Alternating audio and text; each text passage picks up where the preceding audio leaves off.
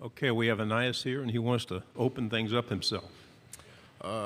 First, I just want to say thank y'all for having me. I'm very blessed and honored to be here.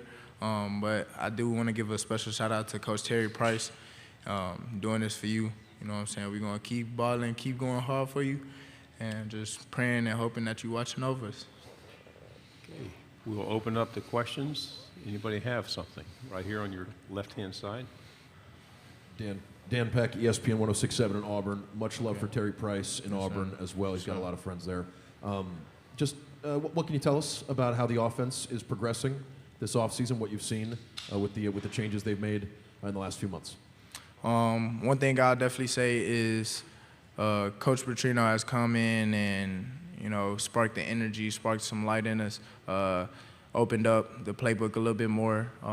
Not going to speak too much on scheme-wise, but it's very exciting, let's just say so, the least, for sure. Every season, every team, regardless, there's always outside noise before the start of a season. How do you handle that, and how is your school handling that? I try to just let everybody know, in the previous years, we've had a lot of hype and attention that has come to us. A lot of it, me personally, I feel like it's a little unwanted attention, you know what I'm saying? We have had a lot of people talking about us in the previous years, but this year it seems like a lot of people aren't talking about us, and I personally like that. Being an underdog is somebody that I've been for a long, long time in my life, and I just like the fact that, we have to be able to prove ourselves and show everybody what it is. So I just like that fact and that feeling for sure. Left side, second row. Is there anything you've really made a point to try to improve upon this offseason from your own game? Nothing specifically, no. Just showing how much work that I've done, you know what I'm saying? Showing how much work that we put in together as a team.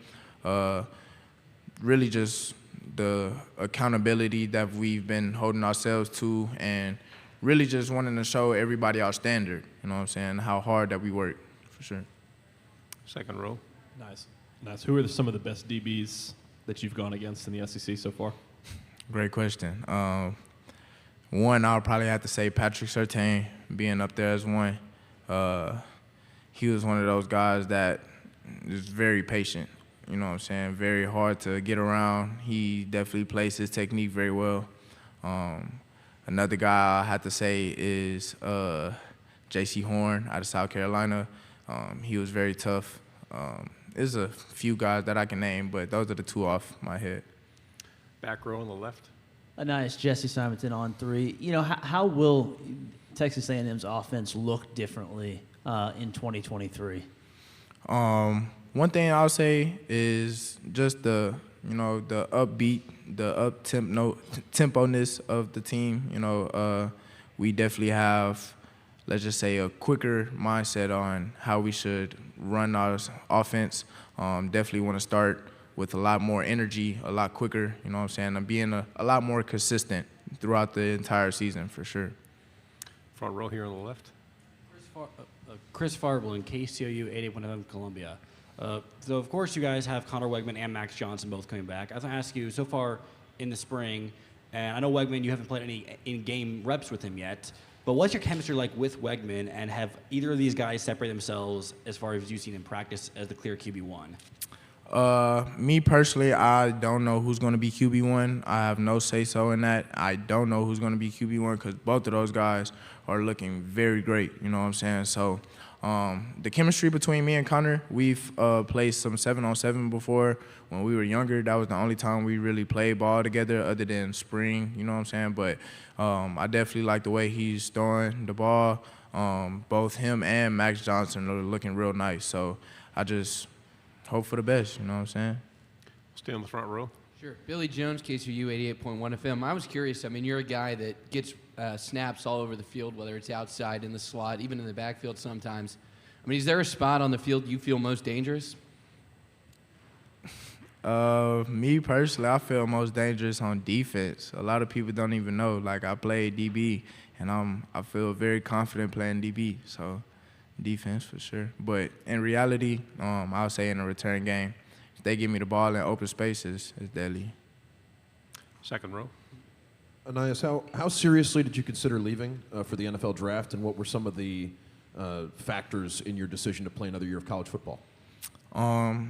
It was very serious. You know what I'm saying? I'll try to take every situation as serious as possible, especially with how life is going nowadays. You're not really able to take shortcuts. You know what I'm saying? So I tried to go in with a clear head, a clear thought process, and really try to understand what it is that I was getting myself into. You know what I'm saying? I wanted to make the best decision, not only for myself, but for my family and everybody that was relying on me. You know what I'm saying? But I feel like that whole, you know what I'm saying, that whole back half of the season was just interesting. Not only for myself going through the injury, but like for the team. I definitely wanted to look at each and every factor, whether I was going to be coming back and having a babysit, or coming back and being the guy, you know what I'm saying, or even leaving and trying to be the guy somewhere else and trying to bet on myself. You know, I took every single factor that you can think of,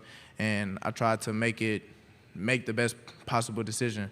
And with me coming back, I'm just very thankful, you know, that I still have this opportunity to play college ball. There's nothing like it, especially playing in front of 100,000 fans every weekend. The SEC is the best of the best. And with me just coming back, being able to boost my stock, show that I can do a lot more than, you know, what the people say that I can do or whatever. Really just, in a way, betting on myself. Final question, left side, third row. Simon Williams with WZDX, Fox 54 in Huntsville. Some of your best games have come against Alabama and Auburn, some big-time opponents, statistically speaking at least.